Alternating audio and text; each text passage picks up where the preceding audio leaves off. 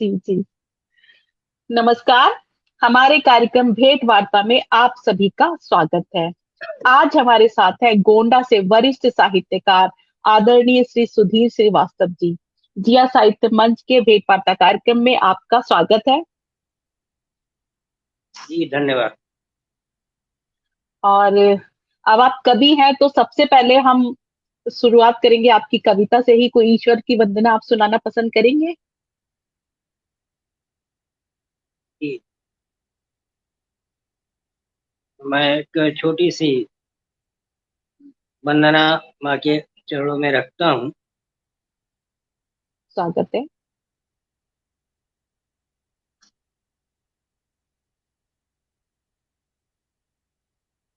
मंच को नमन। माँ शारदे के चरणों में नमन निवेदित करते हुए माँ शारदे को के चरणों में ही चंद पंक्तियां समर्पित करता हूँ। माँ शारदे तुझको नमन है। माँ शारदे तुझको नमन है, ज्ञान से अज्ञान हम। माँ शारदे तुझको नमन है, ज्ञान से अज्ञान हम है। तेरी महिमा करुणा का ज्ञान भी हमको नहीं। तेरी महिमा करुणा का ज्ञान भी हमको नहीं है। दीनहीन हम तो हैं माँ, अक्षर भी आता नहीं है। कैसे मैं पूजूं तुझे माँ, कुछ समझ आता नहीं। कैसे मैं पूजूं तुझे माँ, कुछ समझ आता नहीं है। माँ मुझे वरदान दे दो, मुझको अपनी शरण दो। माँ मुझे वरदान दे दो, मुझको अपनी शरण में लो। ज्ञान अक्षर का कराकर मुझको भी पहचान ले लो अपनी शरण में माँ। अब तो तू उद्धार कर दो। अक्षरों के ज्ञान से माँ धन्य ये जीवन तू। अक्षरों के ज्ञान से माँ धन्य ये जीवन तू कर दो। नीच पापी अधम हूँ माँ, अब मेरा कल्याण। नीच पापी अधम हूँ माँ, अब मेरा कल्याण कर दो। अपनी ममता से मेरी माँ लाल को भोपाल। लाल को भोपाल। तो माँ शारदे के चरणों में पुनः नमन निवेदित करते हुए मंच को नमन करता हूँ। आपका भी बहुत बहुत धन्यवाद, स्वागत करता हूँ। और मंच के उस पार इस कार्यक्रम से जो लोग भी जुड़े हैं उन सभी का भी बहुत बहुत स्वागत, वंदन, अभिनंदन।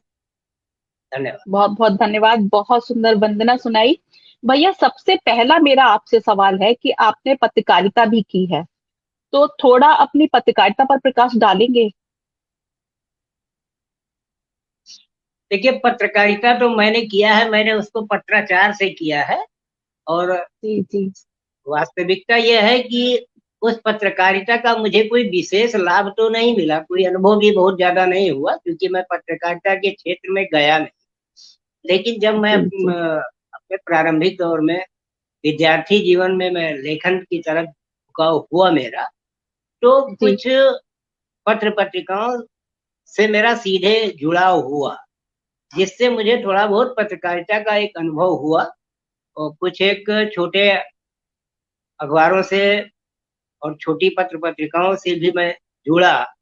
तो वहां से रहते हुए मुझको थोड़ा सा लेखन शैली में उसका असर दिखा और कुछ जानकारियां भी हुई। तो हालांकि पत्रकारिता की अगर हम क्षेत्र में बात करें तो जी। मुझे ये कहने में कोई संकोच नहीं है कि पत्रकारिता को कोई व्यापक अनुभव नहीं है।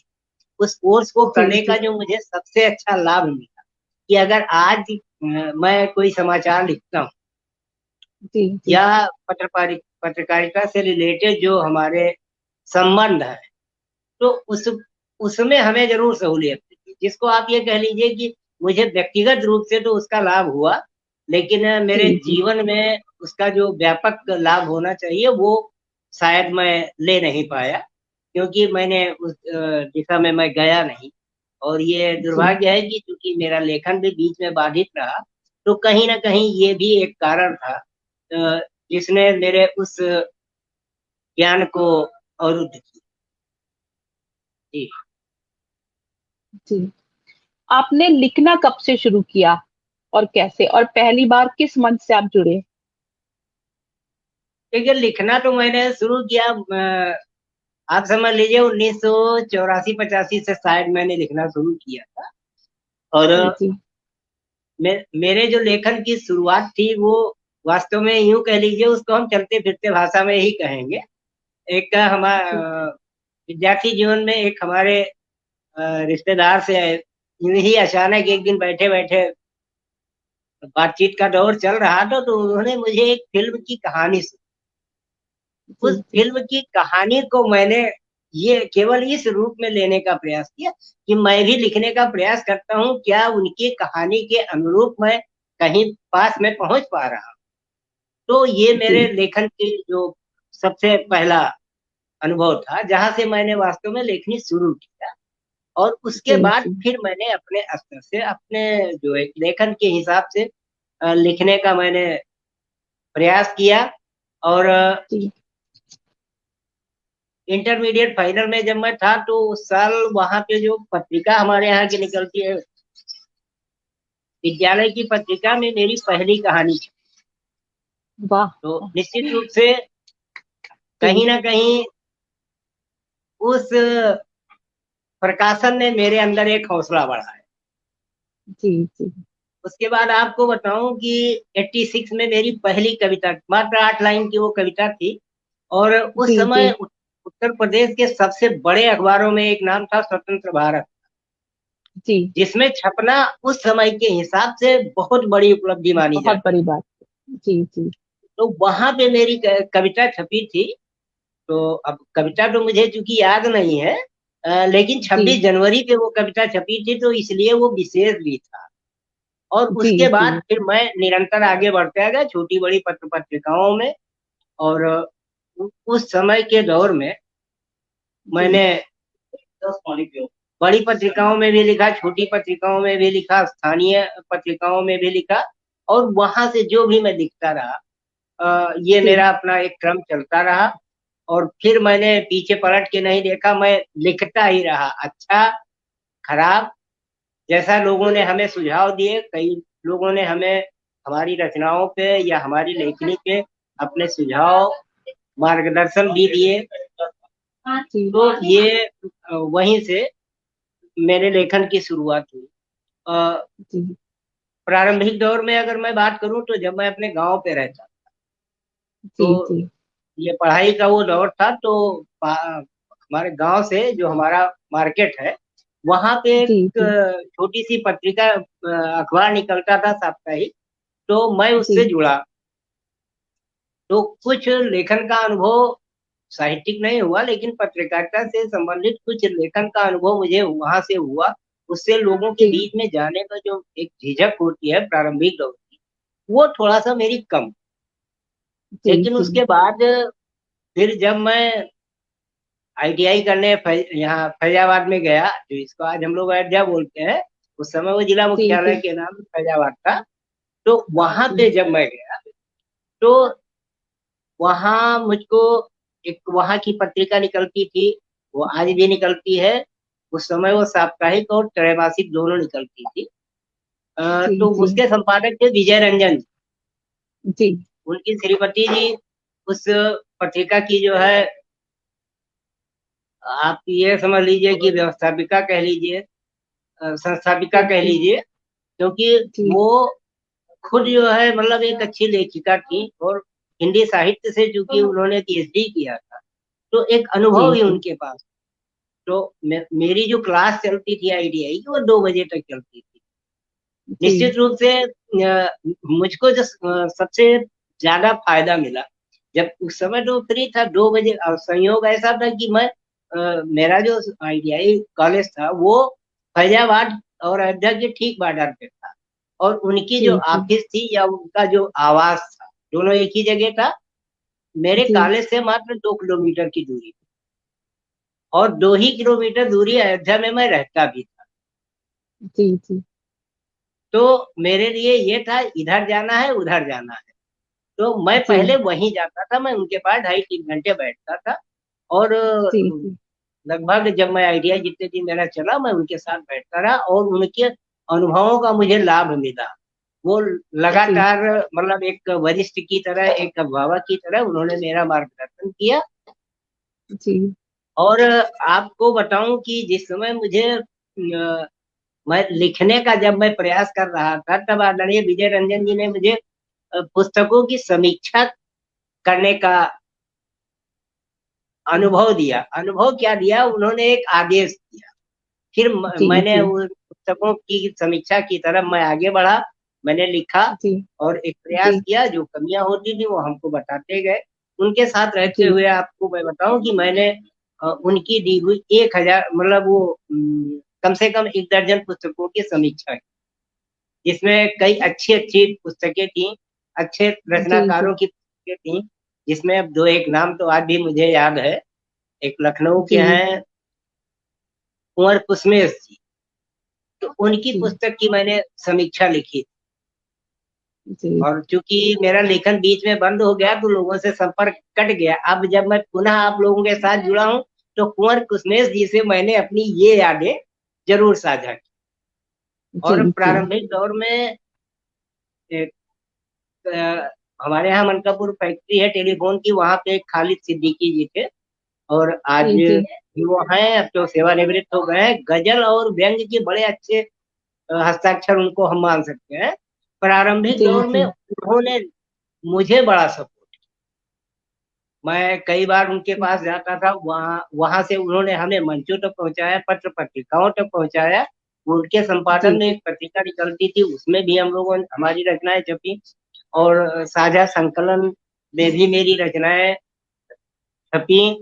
बल्कि मैं तो ये कहूंगा कि खालिद सिद्दीकी जी के सौजन्य से एक हम लोगों ने सामूहिक साझा संग्रह भी निकाला था। तो निश्चित जी रूप से जी ये प्रारंभिक दौर का एक मेरा अनुभव था। उस समय जी एक चर्चित नाम हुआ करता था, डॉक्टर अशोक गुलशन। जी ये बहराइच के हैं, पेशे से चिकित्सक हैं, अभी अभी सेवानिवृत्त हुए हैं। जी तो जी उनका भी मार्गदर्शन मुझे लगातार मिलता रहा, और मैं कई बार उनसे व्यक्तिगत रूप से भी मिला हूँ, उनके घर जी जाके जी मिला हूँ। और बहराइच में बुला के, उस समय जब हम लोगों को साहित्य का खागा नहीं आ रहा, उस जी समय उन्होंने हम लोगों को बुला करके मंच दिया। तो ये प्रारंभिक दौर का मेरा जो अनुभव है, निश्चित रूप से कहीं ना कहीं मुझे प्रेरित करता रहता है। अब ये मेरा जी दुर्भाग्य था कि बीच में जो मेरा एक लेखन में मेरे विराम आ गया, एक जो जी गैप हो गया, उसने भले मुझे प्रभावित किया, लेकिन उन अनुभवों का मुझे आज भी निश्चित रूप से लाभ मिल रहा है। जी भैया। भैया क्योंकि हमारे आप दर्शक लोगों के आपसे बीच में इन मंचों पे रहते हुए मैं मुझे ये कहने में कोई संकोच नहीं है कि जी आज जी लोगों को तेजी से विकास तो मिल रहा है, पहचान तो उनको मिल रही है, लेकिन जो धरातलीय अनुभव, मैं अगर लोगों के बीच में हूं तो निश्चित रूप से उस धरातलीय अनुभव का मुझे लाभ मिल रहा है। मुझे ये जी कहने में जी कोई संकोच, ये है मेरा भैया एक अपना अनुभव। ये बताओ। जी जी हमारे दर्शक जी भैया जानना चाहेंगे कि आपने अभी बताया कि आपके लिखने में बीच में बाधा आ गई थी, तो हमारे दर्शक जानना चाहेंगे उस बाधा के बारे में, तो थोड़ा सा आप देखिए, बताएंगे। उस बाधा के बारे में तो वास्तविकता यह है कि मैं खुद इस बात को नहीं समझ पा रहा हूँ कि ये जी बाधा जी क्यों आई और कैसे आई।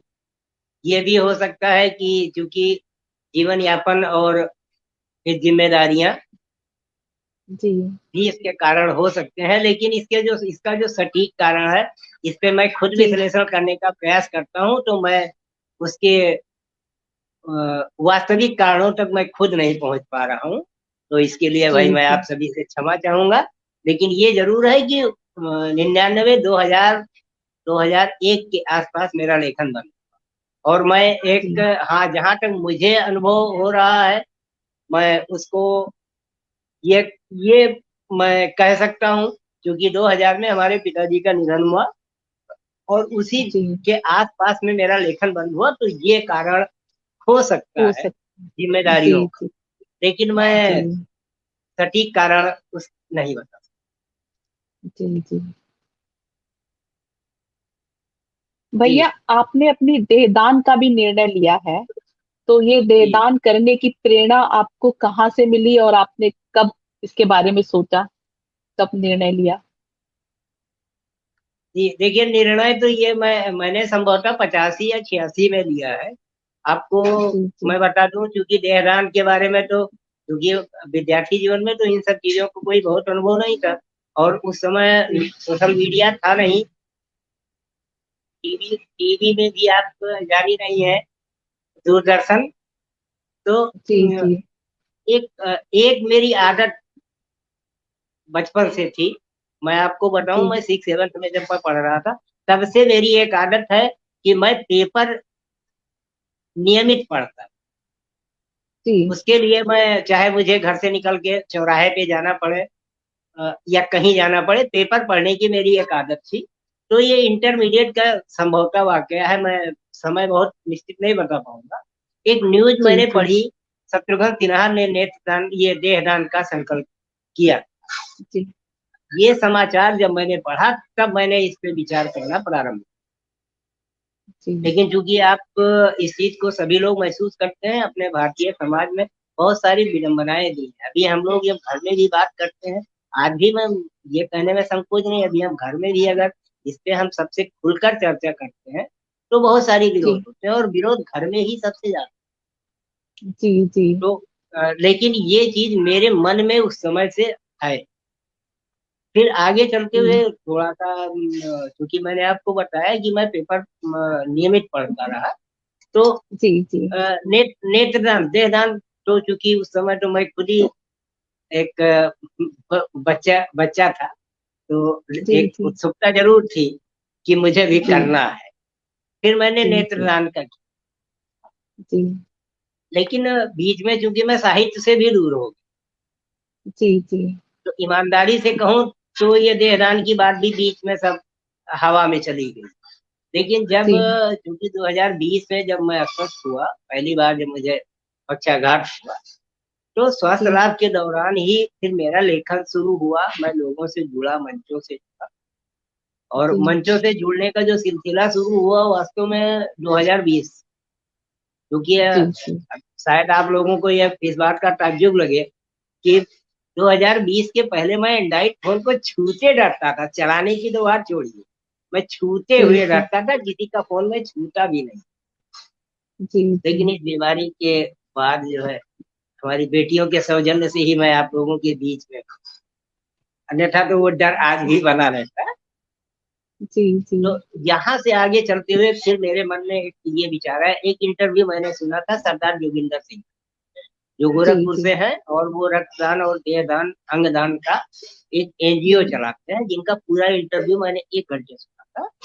जी तो वहां से फिर मुझको प्रेरणा मिली, और मेरे मन में आया कि हाँ, अब मैं कुछ कर सकता हूँ, क्योंकि गोरखपुर हमारे यहाँ से पास में है।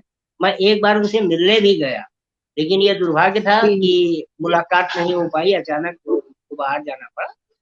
तो जी मैंने घोषणा कर दी है, प्रक्रिया के लिए थोड़ी शारीरिक असुविधा है तो मैं नहीं निकल पा रहा हूँ, लेकिन वो जी मैं जी कर ले जाऊंगा।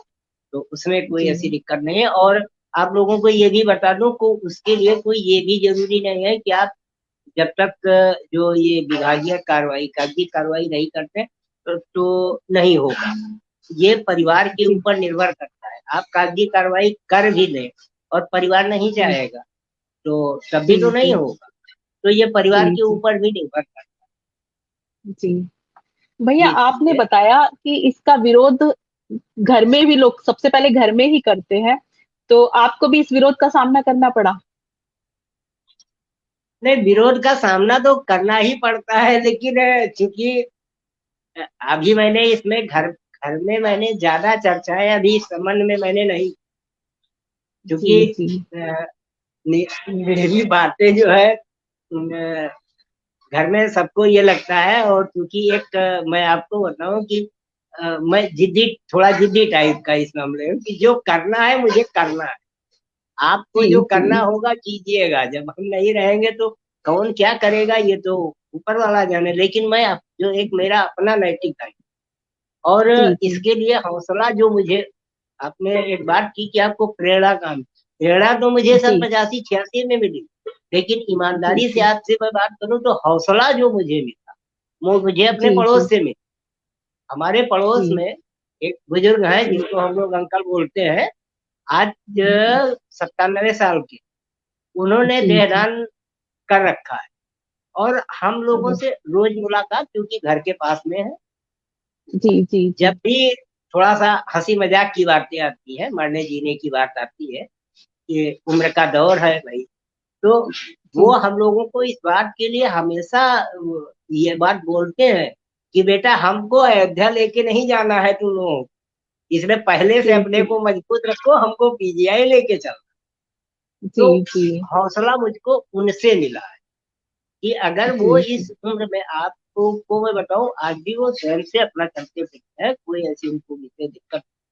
तो जब जी वो जी इस उम्र में उनके अंदर इतना हौसला हो सकता है, तो सीधी सी बात है कि अगर हम अपने किसी नई चीज को आगे नहीं बढ़ाएं, तो जी वो तो सारी चीजें किसी एक के साथ पीछे रह जाएंगी। बहुत सारी हमारी परंपराएं हैं, अगर जी नई पीढ़ी आगे नहीं बढ़ाती, तो आज हम लोग बहुत सारी चीजें जो कर रहे हैं, वो पुरखे तो कर रहे हैं, तो उस जी चीज को जी आगे बढ़ाते हुए हमारे ही अगली पीढ़ियों ने लाए होंगे। वही चीज अगर हम उसको आगे नहीं बढ़ाएं, तो बढ़ाने जी के लिए जी कोई ऐसा कोई फिक्स फार्मूला नहीं है।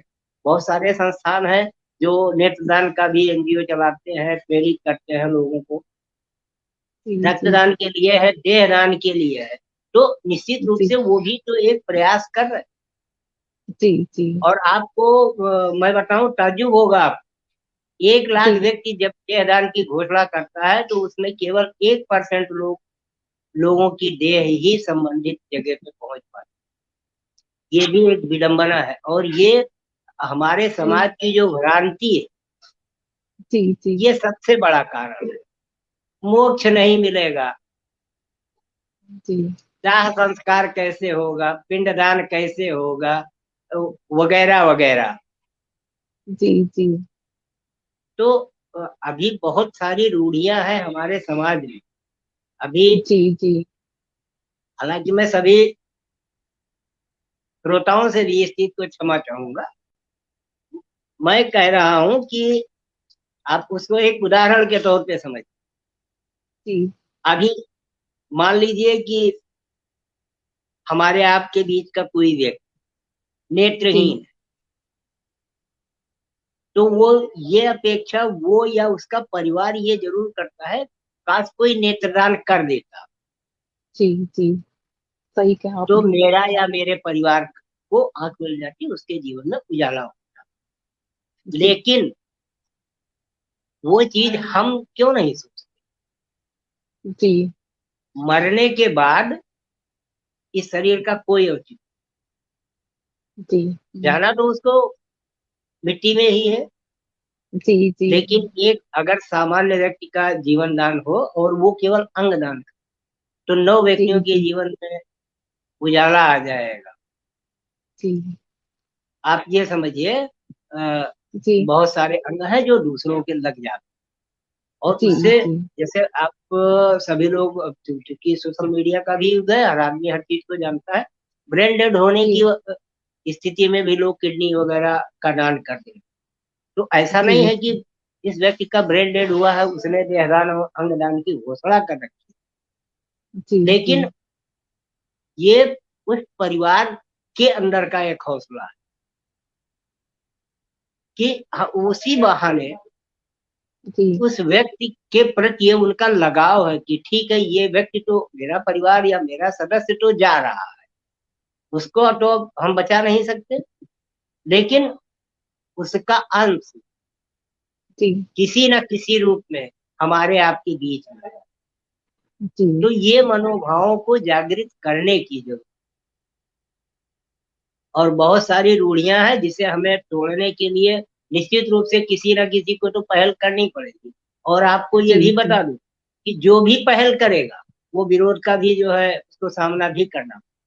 और जी सबसे जी पहला विरोध निश्चित रूप से आप ये मानिए, आपको अपनों से झेलना है, अपने परिवार से जी झेलना है। जी आप जी अच्छा करते हैं, आप खराब करते हैं, आप बुरा काम करिए, आप अच्छा काम करिए, आपको सबसे पहले अगर समर्थन मिलता होगा तो घर में मिले, जी जी अगर विरोध होगा तो घर में ही मिलेगा, अपनों से ही मिलेगा, जिन्हें हम आप कहते हैं ये हमारे अपने हैं, ये हमारी माँ है, हमारे बहन है, हमारे पिताजी हैं, वगैरह वगैरह, जिनको हम अपना जी कहते हैं। विरोध सबसे पहले वही से। जी जी और जो उन विरोध को पार कर गया, आप बाहरी व्यक्तियों का विरोध पार कर जाते हैं बहुत आसानी से। जी लोग अपने अपनों का विरोध नहीं कर, या अपनों के जी विरोध को नहीं झेल पाते। जिस जी व्यक्ति जी ने अपनों के विरोध को झेल लिया, निश्चित रूप से मानिए उस व्यक्ति को आगे बढ़ने से कोई नहीं रोक सकता।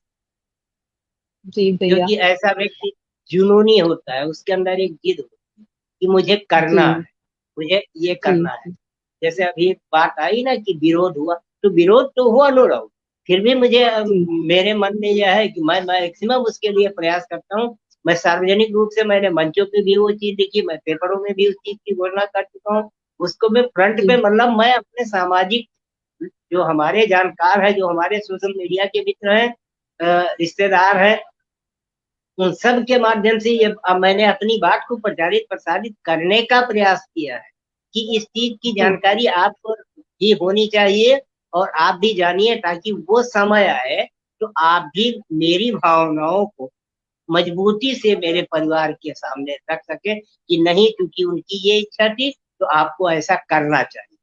तो ये जी। मतलब ये मेरी अपनी सोच है। अब उस समय लोग क्या करेंगे, ये तो समय के गर्त में है। बहुत अच्छी सोच है भैया, और आपकी इस सोच से हमको भी प्रेरणा मिल रही है, और हमारे जो दर्शक देख रहे हैं, जो सुन रहे हैं, उनको भी प्रेरणा मिलेगी इस चीज की। आप हम सबके लिए एक प्रेरणा स्रोत हैं। हम सब भी कोशिश करेंगे आपके इन कदमों पर चलने की। और भैया आप एक साहित्यकार हैं, कवि हैं, तो काफी टाइम हो चुका है अभी। अब सबकी इच्छा हो रही होगी आपकी एक कविता सुनने की। तो अगर आप एक कविता प्रस्तुत करेंगे तो सब दर्शकों नहीं, को मैं अच्छा आप लोगों लगेगा। को कविता तो जरूर सुनाऊंगा। अभी जी जी देखिए,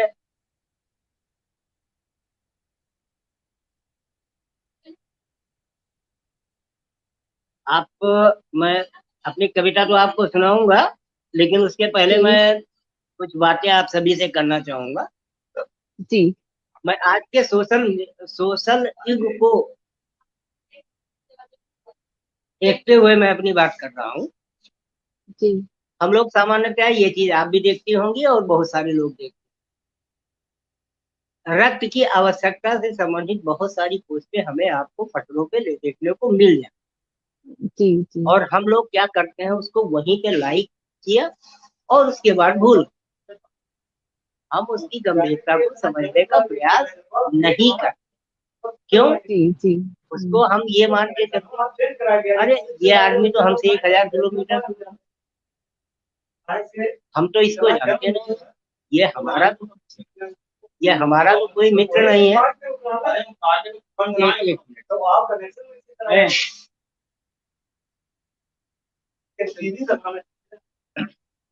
तो हम लोग क्या करते हैं कि हम लोग उन चीजों को नजरअंदाज करते हैं। लेकिन जी मैं आपको बताऊं, इसका प्रत्यक्ष प्रमाण हूं मैं, और मैंने इसको किया है और इसका परिणाम भी मुझे देखने को मिला है। तो ये मैं निवेदन आप लोगों से भी करना चाहूंगा।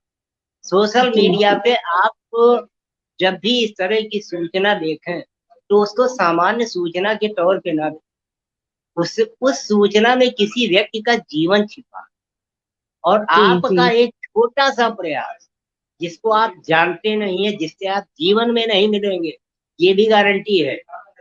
जी जी शायद ही ऐसे लोगों में से किसी एक को आप मिल पाए, लेकिन उस व्यक्ति के जीवन बचाने में आपका जो योगदान, उससे जो आपको आत्मिक खुशी मिलेगी, जी उसके लिए आपको कहीं जाने की जरूरत नहीं है, किसी से कहने की जरूरत नहीं, उसका एहसास आपको स्वयं से हो। जी हमारी सूचना है, हम एक पोस्ट को शेयर करते हैं। हमारी आज की तारीख में जो भी सक्रिय लोग हैं फेसबुक पर, जी वो जी लगभग देश के किसी न हर कोने में लगभग है। तो आपकी सूचना मैक्सिमम लोगों तक जाती है। ये प्रयास अगर आप करते हैं और लोगों से भी आग्रह करते हैं कि भाई इस सूचना को आप आगे बढ़ाइए, निश्चित मानिए कोई ना कोई ऐसा व्यक्ति, कोई ना कोई ऐसी संस्था मिलती है जो उस जी व्यक्ति का जीवन बचाने में आगे आती है। और इसका अनुभव भी मुझे है। आप विश्वास नहीं करेंगे, जिस व्यक्ति को मैं नहीं जानता, मेरी पोस्ट को शेयर करने का ये लाभ कि जिसने रक्त की व्यवस्था कराई, वो व्यक्ति मुझे मैसेज कर रहा है, मैं नाम नहीं जानता, जी मैं जी पहचानता नहीं, कि हाँ आपकी हम्म, सूचना के अनुसार इनके लिए रक्त की व्यवस्था हो गई। अब आप जी सोचिए, अभी भी आप उस व्यक्ति तक नहीं पहुंचे जिसको जरूरत, जी जी लेकिन माध्यम आप बने। जी और निश्चित आप जानिए, आपके माध्यम से अगर किसी व्यक्ति का जीवन बचेगा, कोई सूचना देगा, फोन करेगा, मैसेज करेगा, नहीं करेगा, आपको अंदर से वो जो एक आत्मिक खुशी होगी, किसी एक व्यक्ति का हम लोग जीवन दे नहीं सकते। हम किसी का जीवन बचाने के प्रयासों में केवल भागीदार हो सकते, जी जी और जिसमें हमारा कुछ नहीं जा रहा। हम लोग दिन भर लाइक कमेंट करते रहते हैं बहुत सारी पोस्टों को, जिसका कोई औचित्य नहीं है, उसको भी शेयर जी करते रहते हैं, लोगों के बीच में रखते हैं, कृपया लाइक कीजिए। तो मैं कहता हूँ, आप लाइक मत करिए, कृपया शेयर कीजिए। जी ऐसी जी सूचना भी आप लोग एक मानवीय संवेदना के दौर से आप ये सोच के कीजिए। मैं क्षमा चाहूंगा, मैं किसी के मतलब किसी दुर्भावना से नहीं व्यक्त कर रहा हूँ। ये जी जी घटना या दुर्घटना का जो भी कारण हो, हमारे साथ भी हो सकती है, आपके साथ हो सकती है। और जिस जी व्यक्ति जी को रक्त की जरूरत है, वो व्यक्ति अपने परिवार का मुखिया हो सकता है, किसी परिवार का वो अकेला वारिस हो सकता है, एक और अकेली औलाद हो सकती है, किसी की माँ, किसी की बहन, किसी की बेटी, किसी के लिए जीवन हो सकता है। एक जो हमारे परिवार का जो हमारा अभिभावक है, जैसे आज की तारीख में हम अपने बच्चों के अभिभावक हैं, अभिभावक नहीं है हम हैं, तब तक बच्चे हमारे खुश हैं, वो रोते हुए भी खुश है, अभाव में भी खुश। लेकिन मेरे ना रहने पर सब कुछ होने के बाद भी उनको वो चीज हम नहीं दे सकते, कोई नहीं दे सकता। जी बहुत सारी जी चीजें जी हमारे आपके जीवन में है जिन्हें पैसों से नहीं तोड़ा। बहुत सारे लोग हैं, अगर लोगों को पैसों से, पैसा होने के बाद भी लोगों को रक्त नहीं मिलता, क्योंकि सही जी समय पर जी सही लोगों को सूचना नहीं। तो ये जी एक मेरा छोटा सा निवेदन है कि ऐसी सूचनाओं को नजरअंदाज ना करें। आप कुछ मत कीजिए, रक्तदान मत कीजिए, किसी को फोन मत कीजिए, मगर सूचना को शेयर प्लीज जरूर कीजिए। निश्चित मानिए, जी आप अगर आपकी सूचना, अगर आप 10 बार इस तरह की सूचना आप देखा है आपने और आपने शेयर किया है, निश्चित मानिए 9 बार आपने लोगों का जीवन बचाया है। एक बार आप हताश निराश हो सकते हैं, एक बार आपके प्रयासों में असफलता हो सकती है, तो वो जी प्रयास हमें करना है। भाई, हम अपने जीवन में भी तो हम सिर्फ प्रयास ही तो करते हैं। हम आप क्या जी करते हैं? जी कुछ नहीं करते, केवल प्रयास करते हैं, गारंटी किसी चीज की नहीं। हम आप बैठ के आमने सामने बात कर रहे हैं, एक अपना प्रयास कर रहे हैं, एक आयोजन जिया साहित्य मंच ने रखा कि हम लोग संवाद करेंगे, उसके जी बावजूद भी जी इस बात की गारंटी नहीं है कि अगले पल क्या ये संवाद जारी रहेगा, हम आप सामने बैठकर संवाद करने की स्थिति में होंगे, नहीं। केवल एक उम्मीद, जी तो जी एक हमारे अंदर का एक हौसला, एक विश्वास है कि हम आमने सामने बैठ के बात कर रहे हैं, आगे भी करेंगे, ये उम्मीद जी लेके चलते। जी तो उसी उम्मीद में आप एक पोस्ट को शेयर तो कर दीजिए। हो सकता है कि आपके शेयरिंग से, हमारी शेयरिंग से किसी व्यक्ति की जान बच जाए। तो उस व्यक्ति की जी जान बचने के पीछे कितने लोग हैं, उनके चेहरों पे आप उस व्यक्ति का जान नहीं बचा, उसके साथ के जो उसका जो परिवार है, उसके चेहरे की खुशियां ले रहे हैं, उसके जीवन भर की खुशियां लेने का प्रयास कर रहे हैं।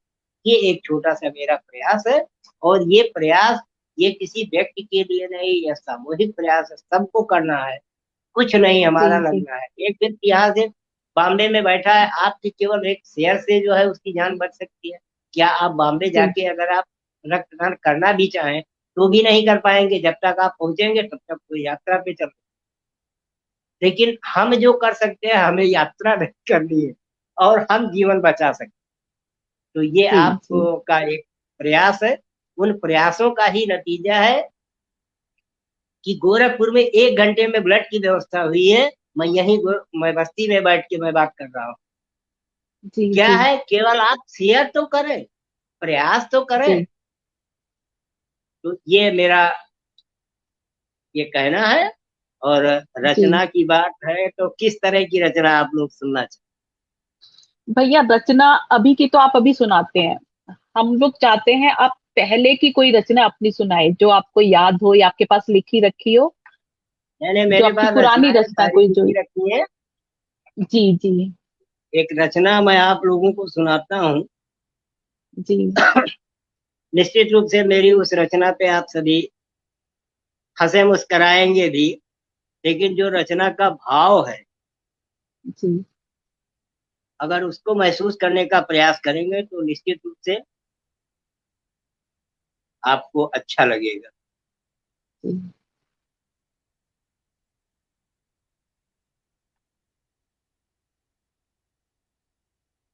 हम लोग हर साल दशहरा मनाते हैं। तो जब दशहरा मनाते हैं तो रावण के पुतले का दहन भी होता है, तो मेले वगैरह भी लगते हैं। अब तो कम हो गए, पहले देहातों में जी बहुत सारे मेले लगते थे और बहुत अच्छा अनुभव है। हम लोग ननिहाल जाते थे तो वहाँ पे जी पारंपरिक जी रूप से हर साल रामलीला होती। तो जी जी क्योंकि हम लोग कल्पनाओं में जीते हैं, जो भी जितने भी कलमकार हैं वो कल्पना में ही जीते। तो जी मैं जी भी उसी कल्पना से, मैंने उसी रावण के पुतले से एक रचना को भाव देने का प्रयास किया है। और निश्चित रूप से जी मैं आप सभी का समर्थन चाहूंगा। मेरी रचना के भाव आप तक जरूर पहुंचेंगे, और अगर मेरे भाव जी पहुंचते हैं तो आप स्वागत सभी का समर्थन मैं आशीर्वाद। जी रचना का स्वागत है। शीर्षक है रावण नहीं मरे। हर साल रावण के पुतले का दहन होता है, इसी उद्देश्य से रावण मरेगा, लेकिन वो एक जी जी परंपरा बन गया। परंपरा से हटकर मैंने सोचने का प्रयास। आप उस चीज को देखिए। जी रामलीला मैदान में, रामलीला मैदान में रावण कुंभकर्ण मेघनाथ के पुतले तैयार खड़े। रामलीला मैदान में रावण कुंभकर्ण मेघनाथ के पुतले तैयार खड़े थे। पुतलों को देख ऐसा लग रहा था जैसे वो भीड़ का उपहास कर। पुतलों को देख ऐसा लग रहा था जैसे वो भीड़ का उपहास कर रहे थे, क्योंकि वह पाशविकता से मुस्करा ही नहीं रहे। क्योंकि वह पाशविकता से मुस्करा ही नहीं रहे थे, ऐसा लग रहा था बड़ी बेशर्मी से भीड़ को ऐसा लग रहा था बड़ी बेशर्मी से भीड़ को घूर रहे थे। अचानक मुझे लगा, ध्यान चाहूंगा थोड़ा, आगे मैं कुछ गंभीर बातें करना चाह रहा हूँ।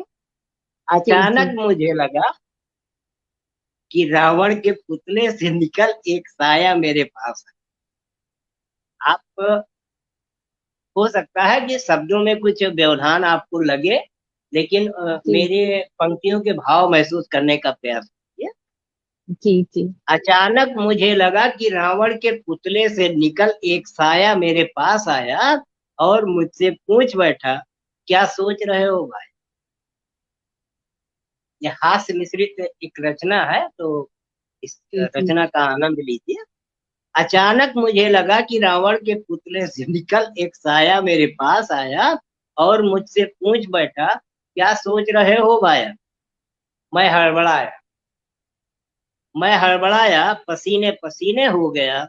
साया कुटिल मुस्कान से मुस्कराया, अपना सवाल फिर से दोहराया।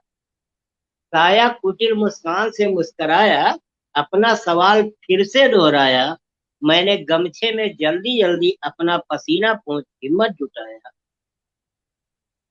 मैंने गमछे में जल्दी जल्दी अपना पसीना पोंछ हिम्मत जुटाया और फिर बोला, हे रावण, तुम राम के हाथों कुंभकर्ण मेघनाद संग जलकर मरने वाले। हे रावण, तुम राम के हाथों कुंभकर्ण मेघनाद संग जलकर मरने वाले हो। फिर भी हंस रहे हो तन कर खड़े। फिर भी हंस रहे हो तन कर खड़े हो। क्या तुम्हें डर नहीं लगता। क्या तुम्हें डर नहीं लगता। हर साल मरने के बाद भी बेशर्मी का तनिक भी एहसास नहीं होता। हर साल मरने के बाद भी बेशर्मी का तनिक भी एहसास नहीं होता। इतना सुन रावण जैसे द्रवित हो गया।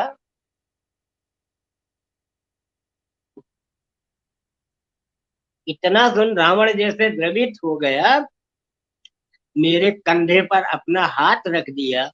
फिर उसने जो कहा, फिर उसने जो कहा उससे मेरे मन में रावण के लिए सम्मान का भाव उत्पन्न हो। फिर उसने जो कहा उससे मेरे मन में रावण के लिए सम्मान का भाव उत्पन्न हो गया। रावण ने मुझसे इतना भर कहा कि तुम सबसे बड़े बेशर्म हो, कि तुम सबसे बड़े बेशर्म हो, रावण से भी बड़े रावण हो, रावण से भी बड़े रावण हो, हमें हमारे भाइयों को हर साल जलाते हो, फिर भी नहीं शर्मा, हमें हमारे भाइयों को हर साल जलाते हो, फिर भी नहीं शर्माते हो। अपने मन के रावण को पहले क्यों नहीं जलाते, अपने मन के रावण को बहुत खूब। पहले क्यों नहीं जलाते हो। एक रावण के पीछे इतने रावण मिलकर पौरुष क्यों दिखा, अपने मन के रावण को पहले क्यों नहीं जलाते हो। एक रावण जी। के पीछे इतने रावण मिलकर पौरुष क्यों दिखाते हो। मैं अकेला रावण था जिसे राम ने मारा, मैं अकेला रावण था जिसे राम ने मारा था, पर मैं मरा कहाँ था, मैं तो अमर हो गया, पर मैं मरा कहाँ था, मैं तो अमर हो गया। राम के हाथों मरकर वंश कुल कुटुंब सहित तर गया, पर मैं मरा कहाँ था, मैं तो अमर हो गया। राम के हाथों मरकर वंश कुल कुटुंब सहित तर गया। तुम सबको लगता है मैंने सीता का हरण किया। मैं आप सभी से निवेदन करूंगा, इन पंक्तियों पर विशेष ध्यान दीजिएगा। तुम सबको लगता है मैंने सीता का हरण किया, पर ऐसा नहीं था। सीता के रूप में अपने और अपने वंश कुल कुटुंब का मोक्ष द्वार लाकर लंका में खड़ा, सीता के रूप में अपने वंश कुल कुटुंब का मोक्ष द्वार लाकर लंका में खड़ा किया था। राम के हाथों मरने के लिए बस छोटा सा नाटक किया था। राम को लंका तक लाने का सफल षड्यंत्र रचा, राम को लंका तक लाने का सफल षड्यंत्र रचा था। मैं तो अपने उद्देश्य में देखो सफल भी हो गया, मैं तो अपने उद्देश्य में देखो सफल भी हो गया। राम की लीला ही है जो राम के नाम के सहारे ही सही रावण वंश कुल कुटुंब सहित देख लो तर, राम की लीला बहुत ही खूब। है जो राम के नाम के सहारे ही सही रावण वंश कुल कुटुंब सहित देख लो अमर हो गया। मैं विस्मय से रावण को देख रहा, मैं विस्मय से रावण को देख रहा था, उसके एक एक शब्द का वजन तौल रहा था। रावण की आंखों में खुशी के साथ मोक्ष की खुशी भी देख रहा, रावण की आंखों में खुशी के साथ मोक्ष की खुशी भी देख रहा था। मैंने संयत भाव से रावण को देखा, मैंने मैंने संयत भाव से रावण को देखा, फिर शीश झुकाया। उसने बड़े प्यार से मुझे उठाया, गले लगाया, मेरी पीठ थपथपाया। उसने बड़े प्यार से मुझे उठाया, गले लगाया, मेरी पीठ थपथपाया, ढांढस बंधाया, फिर समझाया, ढांढस बंधाया फिर समझाया। वक्त वक्त मुझे जलाकर कुछ नहीं होगा, वक्त मुझे जलाकर कुछ नहीं होगा। जलाना ही है तो अपने अंदर के रावण को जलाओ। रावण बन रावण को भला कैसे मार पाओ, रावण बन रावण बहुत को खूब। भला कैसे मार पाओगे। बनना ही है तो राम बनो, राम ना सही कम से कम इंसान तो बनो। बनना ही है बहुत तो सुंदर। राम बनो, राम ना सही कम से कम इंसान तो बनो। मैं हर साल भाइयों संग जलता मरता, मैं हर साल भाइयों संग जलता हूँ, कम से कम कुछ तो सीखो। मरकर बार बार जलने से अच्छा है राम का आदर, मरकर बार बार जलने से अच्छा है राम का आदर्श अपनाओ। मोक्ष पाने का उपाय अपनाओ। राम तो बन नहीं सकते, कम से कम राम की शरण में ही जाओ। राम तो बहुत बन नहीं सुंदर। सकते, कम से कम राम की शरण में ही जाओ।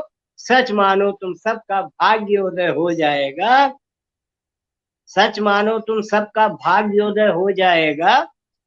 मोक्ष का द्वार चल कर तुम्हारे पास आएगा। रावण का पुतला जले ना जले, रावण की फौज का विस्तार। रावण बहुत का सुंदर पुतला जले ना जले, रावण की फौज का विस्तार रुक जाएगा, धरती पर राम ही राम नजर आए, धरती पर राम ही राम नजर आएगा। तभी रावण का पुतला धू धू कर जल उठा, लोगों का शोर गूंज उठा, जय श्री राम जय श्री राम। लोगों का शोर गूंज उठा, जय श्री राम जय श्री राम। ऐसा लगा कि जलकर भी रावण बड़ा संदेश ही नहीं जीवन मंत्र दे गए। ऐसा लगा कि जलकर भी रावण बड़ा संदेश ही नहीं जीवन मंत्र दे गया है। सचमुच रावण कुटुंब सहित तर गया है, सचमुच रावण कुटुंब सहित तर गया है, खुद को राममय कर गया है, राम नाम के साथ अमर। खुद को राममय कर गया है, राम नाम के साथ अमर हो गया है, राम नाम के साथ अमर।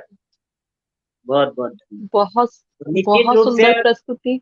ये ये मेरी कल्पना जरूर है, लेकिन अगर जी हम लोग जी इसकी गहराई में जाए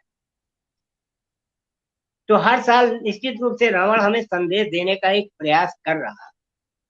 जी अगर जी हम उसको मानवीय दृष्टिकोण से देखते हैं तो हम सारी चीजों को महसूस करते हैं, तो क्या हमें इस बात को महसूस करने की जरूरत नहीं होती? आखिर रावण का पुतला एक बार जल गया, दो बार जल गया, राम जी ने मार दिया, फिर अब आज उसकी जरूरत क्या है? जी तो जी ये है कल्पना, कल्पना का एक दौर। लेकिन एक गंभीर बात मैंने कहने का प्रयास किया है, और उम्मीद करता हूँ कि हमारे श्रोताओं को भी मेरी ये रचना पसंद आई हो। बहुत सुंदर रचना प्रस्तुत की आपने और अपनी रचना के माध्यम से एक संदेश समाज को दिया है। वो संदेश निश्चय ही सब लोग समझेंगे और उसको अमल करने की कोशिश करेंगे, ऐसी हमारी कामना है। और जी भैया एक बात कहना चाहती हूँ, सुधीर श्रीवास्तव नाम एक ऐसा नाम है कि किसी को सिर्फ बोल दो कि सुधीर श्रीवास्तव, हर कोई जानता है। तो मतलब ये कोई छोटा मोटा नाम नहीं, काफी बड़ा नाम है, काफी लोग जानते हैं, सिर्फ नाम लेना ही बहुत काफी है। छोटा सा 5.5 अक्षर का नाम है। लेकिन बहुत बड़ा है, काफी लोग जानते हैं, सिर्फ नाम ही काफी है। सुधीर भैया, किसी को बोल दो सुधीर भैया तो हर कोई जानता है। तो मैं आपसे जानना चाहती हूँ कि अभी तक आप कितने मंचों से जुड़े हैं, आपको संख्या भी याद है उनकी? नहीं? देखिए, ईमानदारी की बात मैं करूं तो कितने मंचों जी से जुड़ा हूं और कितने मंच मुझे जानते हैं, जी इस जी ये मुझे, मेरी जी, बस बहुत केवल बड़ी बात है। मैंने अपने जीवन में केवल एक चीज सीखा। जी अगर आप इस स्थिति में हैं, आप किसी को कुछ दे सकते हैं। जी जी हालांकि देने वाला तो ऊपर वाला है, हमारे आपके बस का कुछ नहीं है। फिर भी जी एक जी माध्यम अगर हम बढ़ सकते हैं, वो मैंने जी प्रयास किया। क्योंकि जी जी जैसा कि मैंने बताया आपको कि प्रारंभिक दौर में लेखन के बाद बीच में सारा कुछ बंद था। जी जी लेकिन इस दिशा में जब मैं आगे बढ़ा तो एक जी चीज मैंने महसूस किया। आप चाहे जितना तेजी से आगे बढ़ते चले जाइए, जी बहुत कम लोग हैं जो ये चाहेंगे कि रास्ता आपको आपके अनुरूप मिलना चाहिए। या अगर आप जी प्रयास कर रहे हैं, भले घिसटते हुए गिरते हुए, तो आपके साथ संबल बन के खड़ा हुआ है, ऐसा बहुत जी कम मिलता है। जी जी और ये प्रेरणा मुझे कहाँ से मिली, मैं आपको बहुत छोटा सा उदाहरण देता हूँ। जब जी मैंने ये ये जीवन के दूसरे दौर में साहित्यिक क्षेत्र में मैं आया, तो बिल्कुल शुरू शुरू की बात है, मेरे ख्याल से ये अक्टूबर नवंबर की 20 की बात। जी जी क्योंकि जुलाई या अगस्त से फिर मैंने दोबारा लिखना शुरू किया, तो मैं तो उस समय तो मेरे पास केवल एक काम था। मैं फेसबुक से जुड़ता था, जी फेसबुक देखता था, कुछ लोगों जी की रचनाओं को पढ़ता था। उसी में लाइव वाइव जब आने लगा तो उस समय तो मुझे इन चीजों का अनुभव नहीं था, फिर भी अच्छा लगता तो मैं जुड़ा रहता था। जी अयोध्या से पहली बार फोन आया, नाम दुर्गेश दुर्लभ, लड़का जी उम्र में मुझसे आधा, छोटा जी वर्ग। जी जी उसने मुझे, मैं नाम मैंने भी नहीं सुना, जी उसको नंबर कहाँ से मिला ये भी मैं नहीं जानता। जी उन्होंने फोन किया, दुर्गेश दुर्लभ जी ने, कि दादा कल आपको इस पटल पे जुड़ना है। तो हमने उनसे पहले तो बस सामान्य सी बात पूछी कि करना क्या है। उन्होंने बता दिया जी कविता पाठ करना है। जी मैंने फोन रख दिया, उन्होंने भी फोन रख दिया, वो भी खुश हम भी खुश। अब मैं आधे घंटे सोचता रहा कि मुझको जी तो तकनीक का बिल्कुल भी ज्ञान नहीं, ये सब जी होगा कैसे। और मैं जी अच्छा, चूंकि उस समय तक मेरे मन में यह था कि जो लयबद्ध रचनाएं होती है मंचों के लिए वही, मतलब ये जी मेरा जी अपना अनुभव था उस समय जी तक। आधे घंटे सोच विचार के फिर मैंने उनको फोन किया। हमने उनको बोला कि भैया मैं मंच की कविता लिखता नहीं है, मुझे तकनीक का, मुझे एबीसीडी नहीं आता। जी जी आप विश्वास कीजिए, उस लड़के ने एक लाइन में सीधे मुझसे यह कहा था कि आपको जुड़ना ही है, और जो आप जी लिखते हैं, जो आप पढ़ते हैं, हमें इससे नहीं मतलब है, आपको जुड़ना है और पढ़ना है।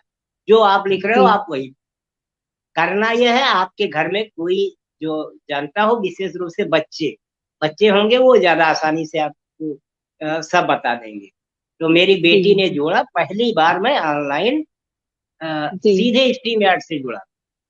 अच्छा अच्छा जी जी आज के दौर में भी बहुत सारे लोग स्ट्रीम यार्ड से डरते हैं, और ये मेरा सौभाग्य था, मैं पहली ही बार में स्ट्रीम यार्ड से जुड़ा। जी और जी उसके 10-15 दिन पहले का जो दौर, उसमें जी 3 लोगों ने मुझे काव्य पाठ के लिए बोला था, और मैंने बिना ज्यादा बातचीत के दूर से हाथ जोड़ दिया था। स्पष्ट रूप से जी मैंने मना कर दिया।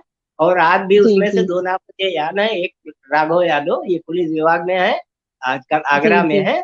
और एक राजेश जी श्रीवास्तव प्रखर, ये कटनी से है, मध्य प्रदेश। जी जी एक नाम कोई और था जो मुझे ध्यान नहीं है। फिर यहाँ से जी मैंने आगे बढ़ना शुरू, और मैं जी फिर धीरे धीरे मैं जब बढ़ता गया, उसके बाद थोड़ा सा मैं सामाजिक अपने निजी जीवन में भी मैं सामाजिक रहा हूँ और हूँ। जी तो मैं लोगों से जुड़ने का जब मैंने प्रयास शुरू किया, फिर आपको बताऊं कि क्योंकि आज के जो न्यू जनरेशन है, मैं न्यू जनरेशन से क्षमा चाहूंगा, तो अगर मेरी बात किसी को खराब लग रही है, न्यू जनरेशन के अंदर एक ईगो है। जी निश्चित जी आप इस बात को मानिए। बहुत सारे मैं नई जनरेशन के लोगों को देखता हूँ, साहित्यकारों को देखता हूँ, केवल ईगो है। बल्कि उनके अंदर की जो क्वालिटी है, अगर ईगो छोड़ दे तो वो बहुत आगे जाए, लेकिन उनका जी ईगो जी उनको ले आगे जाए। मैं आपको जी बताऊं, अगर लोगों के बीच और पटलों की जो आपने बात की, पटलों पे मुझे ज्यादा जाने का सौभाग्य सिर्फ इसलिए मिला जी कि जैसे लाइव करने, देखते देखते भाई, अब एक स्थिति आई, जैसे दुर्गेश जी ने मुझे जब लाइव करा दिया, तो अब मेरे मन में भी ये उत्सुकता जगने लगी कि यार तो मैं भी कर जी सकता हूँ। फिर मैं अपना दिमाग लगाया।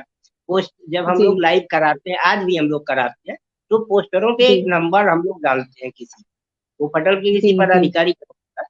कुछ एक पटल जी नहीं डालते, कुछ एक पटल डालते। जी मैं केवल एक काम करता था, उस नंबर को नोट करता था, उस नंबर पे अपना नाम, पता डाल के और नमस्कार कर, फिर जी वहां से मेरी लाइफ शुरू। आपको जी ताज्जुब जी होगा, अगर मैं एकल लाइव की बात करूं तो इन 3 सालों में कम से कम 200 लाइव मैंने एकल की। और जी गोष्ठी और स्ट्रीम यार्ड और इस तरह के कार्यक्रम की तो बात अगर हम करेंगे तो 400-500 के करीब की होगी। तो मुख्य जी चीज ये है, और मैं कई सारे पटलों पे लाइव कराता हूँ, आप भी इस चीज को जानते हैं। लेकिन मेरे पास लोगों के जो 90 साल के हैं, वो तो फोन करेंगे, बेटा जरा जी जी किसी दिन मेरा भी रख लेना। जी लेकिन जी जी वो नए लोगों में 1-8% को छोड़ दीजिए, कोई ये नहीं कहता दादा मेरा भी लाइव कहीं करा। तो ये जी मैं, जी जो नए लोग जो पीछे या अपने आप को अच्छा लिख रहे हैं, अच्छा पढ़ रहे हैं, इसमें कोई दो राय नहीं, लेकिन लोगों के जी बीच जी में जाना नहीं चाहिए।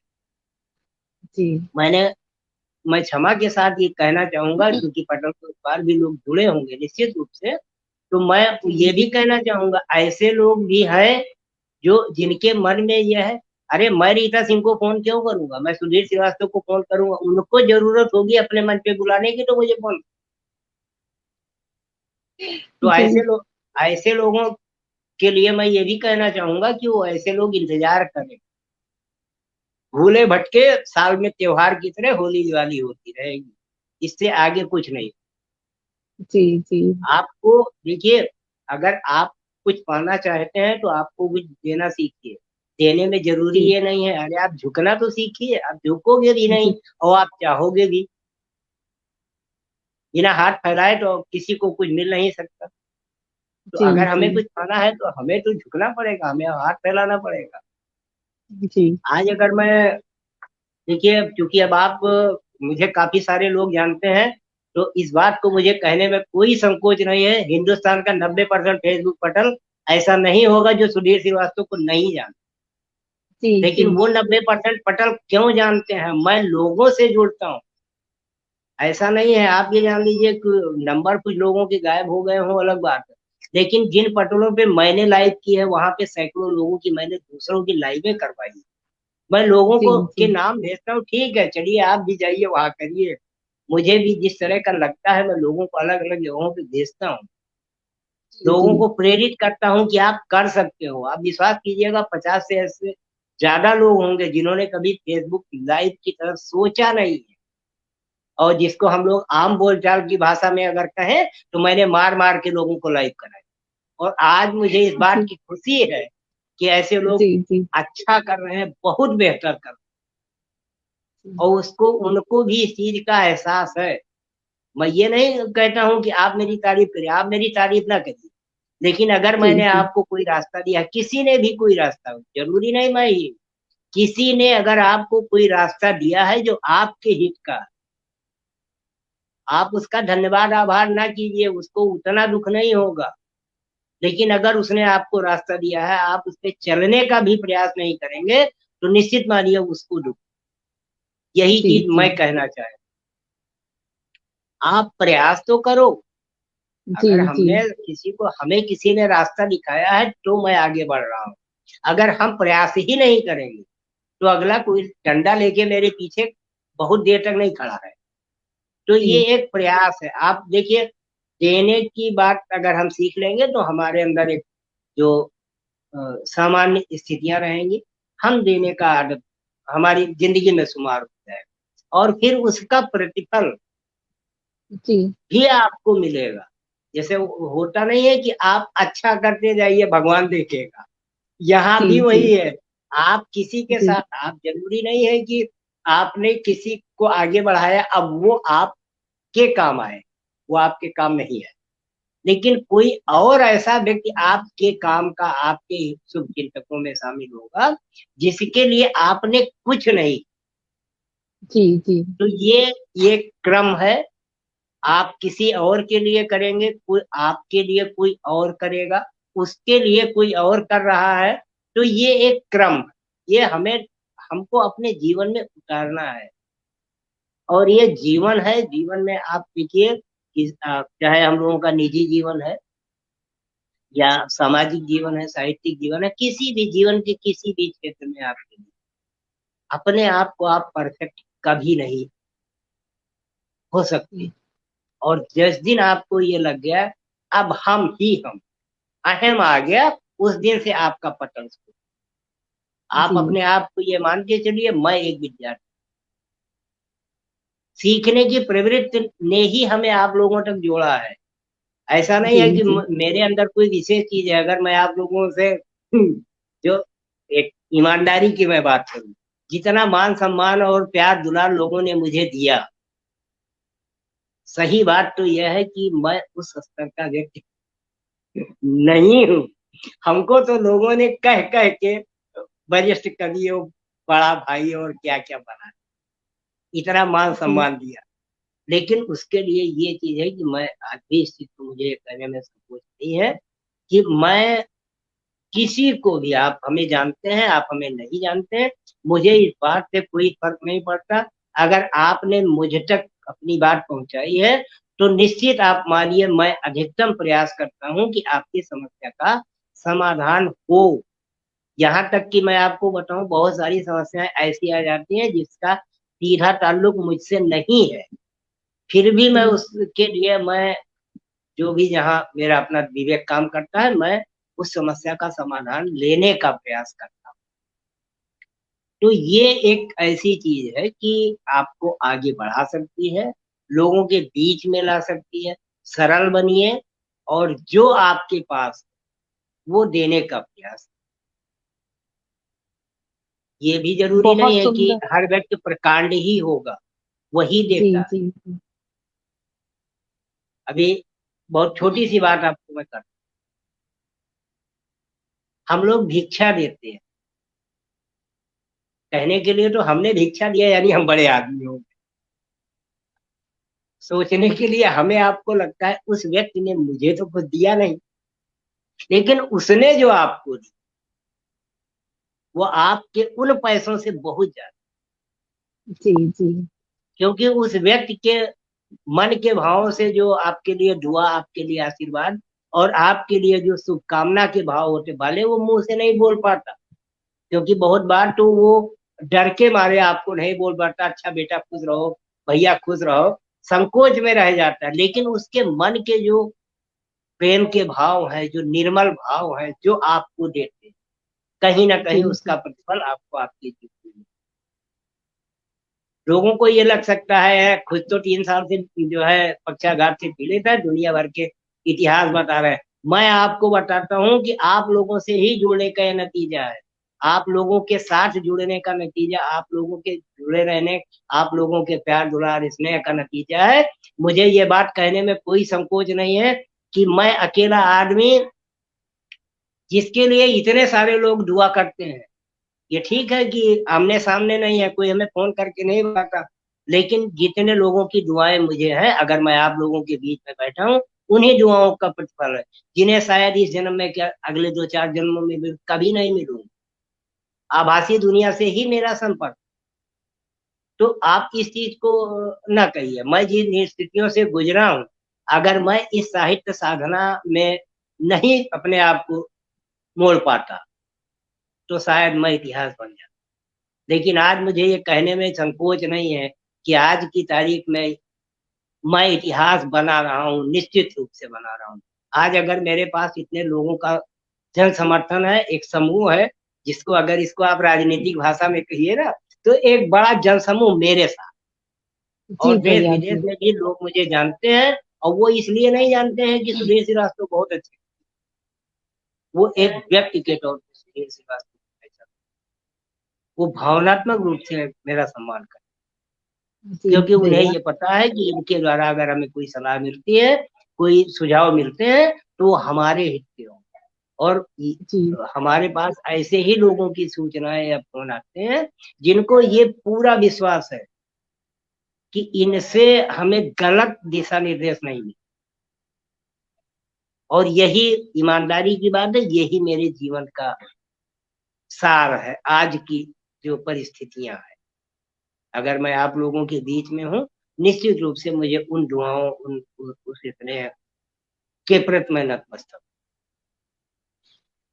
भैया, अभी आपने कहा कि जो हम देते हैं वही हमको मिलता है। आज आप इतने सारे लोगों से जुड़े हैं, तो आप सबको अपना स्नेह दे रहे हैं। मुझसे कई लोग पूछते हैं, किसी मेरे बारे में भी, किसी और के बारे में भी, कि वो सगी बहन है, वो आपके सगे भैया। नहीं, सगे भैया से भी बढ़कर है वो। सगा भाई भी इतना नहीं सोचता, सगा भाई भी एक बार को अपनी फैमिली में मशरूफ रहता है, लेकिन वो सगे भाई से भी बढ़कर है। और मेरे लिए नहीं, सबके लिए ही आपका ये है। बहन हो, भाई हो, आप मतलब एक सगे भाई से बढ़कर आप वो स्नेह देते हैं। तो आप जो दे रहे हैं वो आपको बढ़कर मिल रहा है, आप सबको दे रहे हैं वो आपको मिल रहा है। और आपने पक्षाघात के समय आपने जो ये लिखना शुरू किया, ये आपके लिए मतलब आपने बहुत हिम्मत दिखाई। हम सब लोगों के लिए भी प्रेरणा है कि कभी भी बीमारी से घबराना नहीं चाहिए, उसका हंसकर सामना करना चाहिए। वो हम सब लोगों के लिए भी एक प्रेरणा है। जैसे बहुत से लोग होते हैं, मैं अपनी बताऊं, मैं खुद घबरा जाती हूँ, जरा सी तबीयत खराब होती है मैं घबरा जाती हूँ। लेकिन आपको देख के मुझे बहुत प्रेरणा मिलती है, और आप जल्दी से स्वस्थ हो, यही हमारी कामना है। और मैं आपसे कहना चाहती हूँ कि आप हमारे दर्शकों को कोई और संदेश देना चाहते हैं?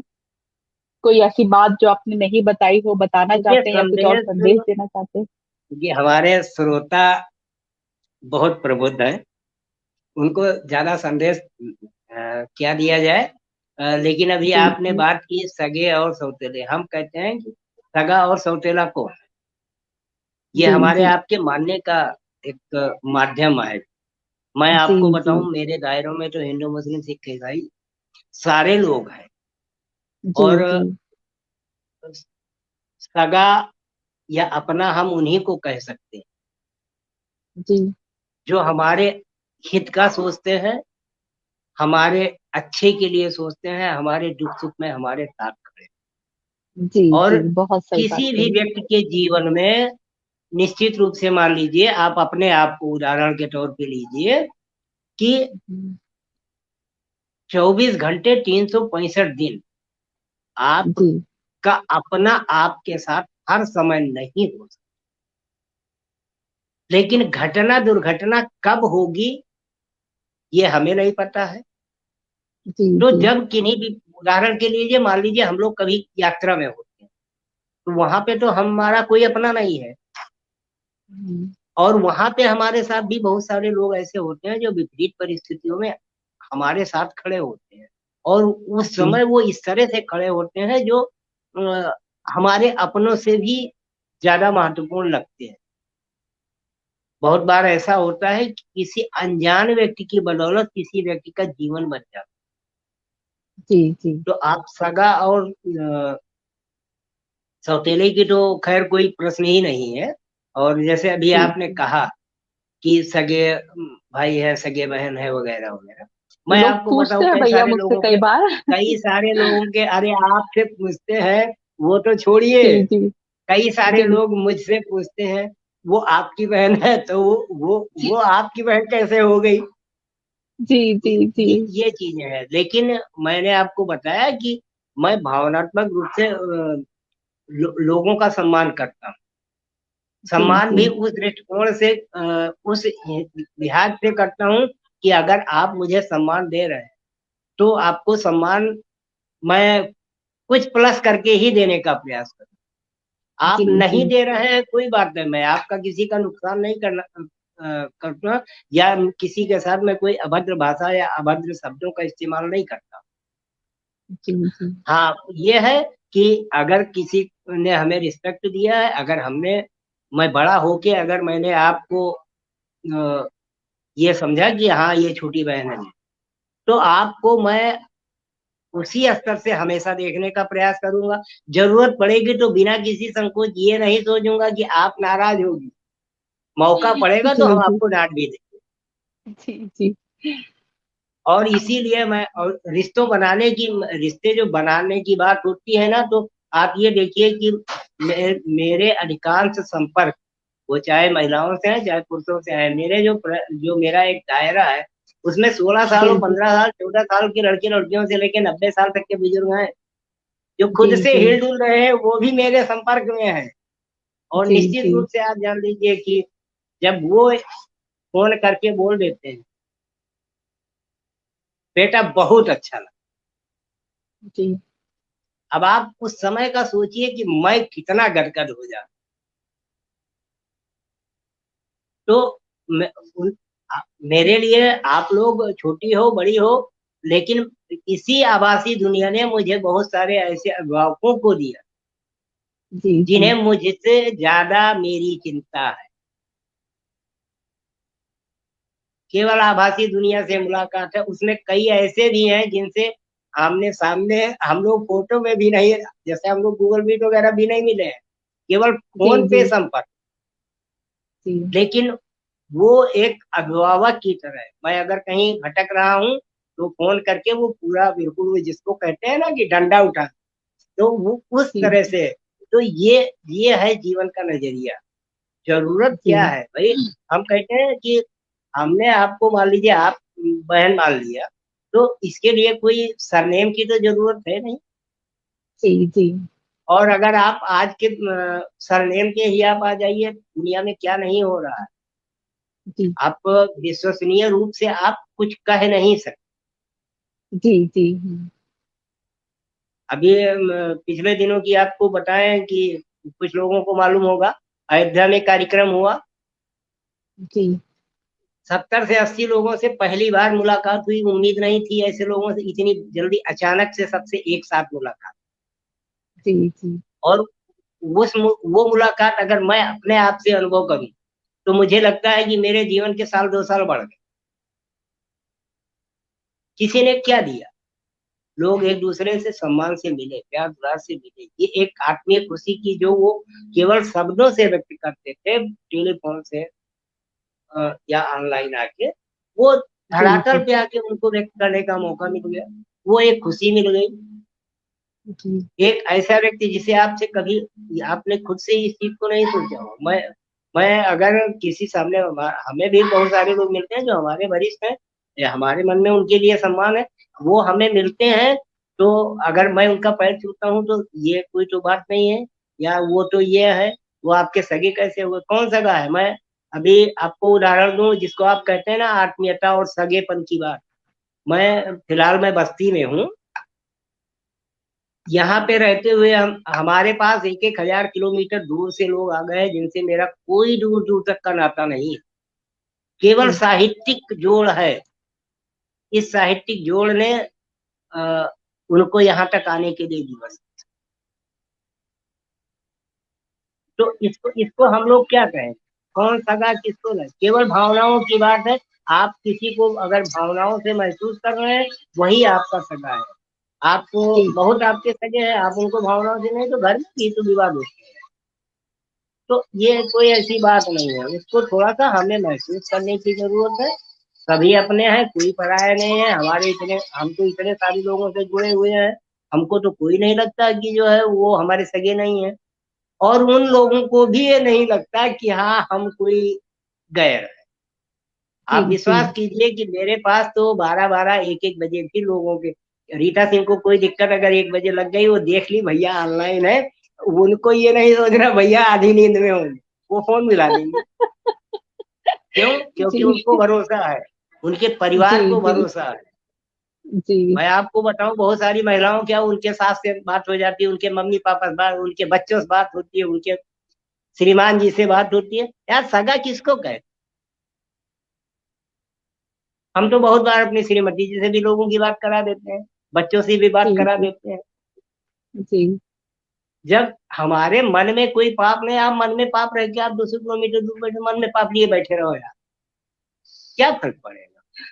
जी जी तो आप ठीक है, आप कुछ नहीं दे सकते, हम कहते हैं दूर से किसी को आशीर्वाद दे सकते हैं।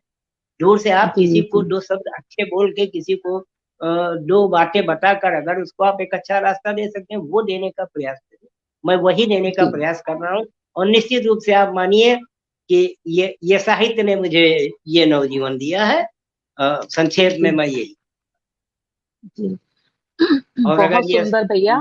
ये जीवन में अगर शायद मैं साहित्य में नहीं जुड़ता, तो शायद मैं नहीं होता।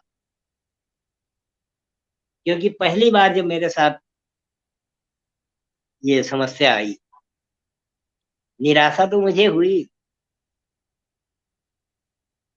लेकिन ये ऊपर वाले की मर्जी है, ऊपर वाले की इच्छा जी है कि अगर हम इसको पॉजिटिव थिंकिंग के हिसाब से लें, तो कहीं ना कहीं ये पक्षाघात मेरे लिए एक वरदान बन गया। जी जी बहुत सारी दुश्वारियां हैं, नो डाउट, इसमें कोई दो राय नहीं, लेकिन इन पिछले 2.5-3 सालों में